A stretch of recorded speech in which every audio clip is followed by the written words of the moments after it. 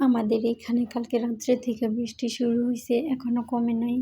এত পরিমাণ বৃষ্টি হইছে, যার কারণে চারপাশটা এত পরিমাণ পানি হইছে। তো এখনো টিপটিপানি বৃষ্টি পড়তাছে, আরও আবার মনে হয় আসবে। তো বাহিরে এত পিছলা হইছে, কি আর বলবো, পাড়া দেওয়া যাইতেছে না, মনে হইতেছে এখনই পড়ে যাব। তারপর আমি ছাতা নিয়ে বের হয়ে গেছি, যেহেতু সারাদিন বের হই নাই কালকে রাত্রে থেকে, তাই কেমন জানি লাগতেছে ঘরের ভিতরে, এই জন্য বের হয়ে গেলাম একটু ঘুরে আসি।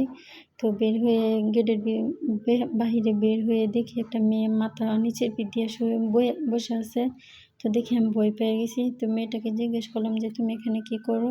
তো মেয়েটা বলতেছে যে আমি এখানে বসে আছি, আমার আব্বু মারবে। পর আমি বলতেছি যে কেন মারবে, তুমি কি করছো? সে বলতেছে যে আমি একটা বাসায় গেছি, এই জন্য মারবে। তো আমি বলতেছি তুমি কেন গেছো? তোমার আব্বু না করছে, তুমি ওই বাসায় গেছো কেন? যাও, কিছু বলবে না, বাসায় যাও গা, বৃষ্টির মধ্যে এখানে বসে না থেকে। তো বলতেছে যে না, আমি এখানে বসে থাকবো। তো আমি বলতেছি আমাদের বাসায় যাও।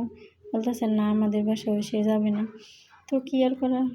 তো এখন আমি আবারও ওই পিছলার মধ্যে হাঁটতেছি। একবার পড়লে তারপরে বোঝা যাবে যে বৃষ্টির মধ্যে হাঁটাটা কত কঠিন।